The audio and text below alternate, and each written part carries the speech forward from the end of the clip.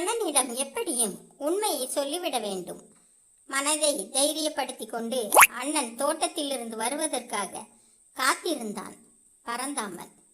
பரந்தாமன் சிறுவனாக இருக்கும் பொழுது தந்தையையும் கல்லூரி படிப்பின் போது தாயையும் இழந்து விட்டான். பரந்தாமனுக்கு அண்ணன் தான் உலகமே. தாய் தந்தை பரந்தாமனை அனாதையாக விட்டு சென்ற பொழுது கிராமத்தில் விவசாயத்தை பார்த்து கொண்டிருந்த சிவராமன் தான் பரந்தாமனை கல்லூரியில் படிக்க வைத்தார். இப்போது பரந்தாமன் கை நிறைய சம்பளம் வாங்குகின்றான். சென்னையில் நல்ல வேலை. பரந்தாமனுடன் வேலை செய்த பானு திடீரென்று ஒரு நாள் பரந்தாமனை விரும்புவதாகவும் பெற்றோரின் அனுமதியுடன் பரந்தாமனை திருமணம் செய்து கொள்ள இருப்பதாகவும் கூறினாள். பானு பரந்தாமனுடன் வேலை செய்து வந்தாலும் அதே அலுவலகத்திலிருந்து வெளிநாட்டுக்கு அனுப்பப்பட்டவள். பல ஆண்டுகளாக வெளிநாட்டில் வாழ்ந்தவள். தந்தையை இழந்தவள். தாயுடன் வசித்து வந்தாள். வெளிநாட்டில் பல வருடங்கள் இருந்ததால் மிக நாகரிகமாக மாறியிருந்தாள். இந்திய கலாச்சாரத்தை முற்றிலும் மறந்திருந்தாள். அதனால் தானோ என்னவோ அவளுக்கு 3 வயது பரந்தாமனை விட அதிகம். இருந்தாலும் துணிச்சலாக காதலை தெரிவித்தாள். பரந்தாமன் இதை எதிர்பார்க்கவே இல்லை. அவனது நினைவுகள் வேறு எங்கோ அலை மோதியது. மிகவும் அதிர்ச்சி அடைந்தான் பானுவின் காதல் கேட்டு. பானுவுக்கு பதில் ஒன்றும் கூறவில்லை. சென்னையிலிருந்து விடுமுறையில் ஊருக்கு வந்திருந்தான். கதவு திறக்கும் சத்தம் கேட்டது. அண்ணன் வந்து விட்டார் என்று தன் திருமண ஆசையை சொல்லுவதற்கு தயாரானான். ஆனால் கதவை திறந்து கொண்டு உள்ளே நுழைந்தது அண்ணனின் தோழர் நரேந்திரந்தன். எப்படி இருக்கின்றாய் என்று குசலம் விசாரித்துவிட்டு பரந்தாமன், நான் உன்னிடம்தான் பேச வந்தேன், சொல்லுங்கள் என் அண்ணா என்றான் பரந்தாமன். உன் அண்ணனுக்கு உன்னை படிக்க வைப்பது போன்ற பொறுப்புகள் எல்லாம் முடிந்து விட்டன.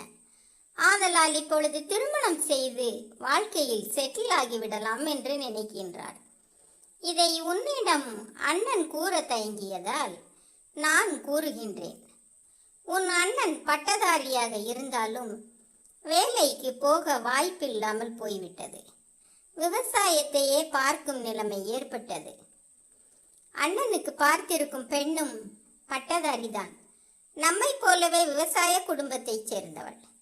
நாளை நாம் பெண்ணிற்கு பூ வைத்து முடிவு செய்ய செல்லுகின்றோம் என்றார். அண்ணனும் அந்நேரம் வெட்கத்துடன் உள்ளே நுழைந்தார். மகிழ்ச்சியுடன் வாழ்த்துக்களை கூறினான் பரந்தாமன். பொழுது விடிந்தது. அண்ணனின் நண்பன், நண்பரின் மனைவி, நான், அண்ணன் என்று பூ வைத்து முடிவு செய்ய புறப்பட்டோம். கார் பெண்ணின் ஊரை நெருங்க நெருங்க பழைய நினைவுகள் பரந்தாமனை புரட்டி போட்டன. ஆம், இந்த நல்லூர் கிராமத்தில் உள்ள கல்லூரியில்தான் படித்தான் பரந்தாமன். அந்த ஊரிலேயே பெரிய குடும்பத்தில் பிறந்த சாதனாவும் பரந்தாமனுடன் படித்தாள். அப்பொழுது பரந்தாமனுக்கு சாதனாவை ரொம்ப பிடிக்கும். வீட்டிற்கு ஒரே பெண், நன்றாக படிப்பாள், அடக்க ஒடுக்கமான பெண். நாம் நன்றாக படித்து நல்ல வேலைக்கு சென்று சாதனாவை திருமணம் செய்ய வேண்டும் என்று ஏங்கிய நாட்கள் உண்டு.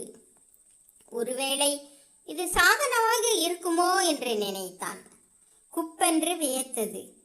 சாதனாவுக்கு என் வயது, அண்ணனை விட எத்தனை வயது சிறியவள். நிச்சயம் அவளாக இருக்க முடியாது, வேறு என்று பெண்ணாகத்தான் இருக்க வேண்டும் என்று நினைத்தான். பெண் வீடும் வந்தது. காரை விட்டு இறங்கி வீட்டிற்குள் நுழைந்தனர். சிறிது நேரம் சென்ற பின் பெண்ணை அழைத்து வாருங்கள் என்றார் பெண்ணின் தந்தை. பெண்ணை அழைத்து வந்தார்கள். பெண்ணை பார்த்த பரந்தாமனுக்கு தூக்கி வாரி போட்டது. ஆம், அதே சாதனாதான் இவள். எந்த பெண்ணுக்காக அண்ணனை பெண் வீட்டாரிடம் பெண் கேட்க சொல்ல வேண்டும் என்று நினைத்தானோ அதே சாதனாதான். எந்த பெண்ணுடன் தன் லட்சியத்தை அடைந்து வாழ்க்கையை துவங்க நினைத்தானோ அதே சாதனாதான் இவள். இவள் எப்படி இப்படி ஊனமுற்றவளானாள்? தலை சுற்றியது பரந்தாமனுக்கு. சட்டென்று இப்போது எல்லாம் புரிந்தது. ஆம், ஊனமுற்றதால் தான் அதிக வயது மூர்த்த தன் அண்ணனுக்கு சாதனாவை மணமுடிக்க தயாராகி விட்டார்கள் என்பது. இப்போது தன் அண்ணனிடம் தன் மனதில் இருந்த காதலை சொல்லவா? இல்லை, நான் சொல்ல மாட்டேன்.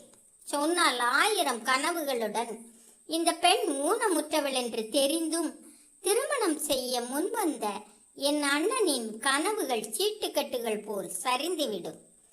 என் 40 வயது அண்ணனுக்கு சாதனா போன்ற பெண் இனி கிடைக்க மாட்டாள். மனதை கல்லாக்கினான். வாழ்க்கையில் எந்த சந்தோஷத்தையும் அனுபவிக்காத என் அண்ணன் சந்தோஷமாக இருக்கட்டும். பெண்ணுக்கு பூ வைக்கும் நிகழ்ச்சி முடிந்து அன்றே சென்னைக்கு பஸ் ஏறினான். பஸ்ஸில் ஏறி முதல் வேலையாக தன்னிடம் திருமண ஆசையை தெரிவித்த தன்னை விட வயதில் மூத்த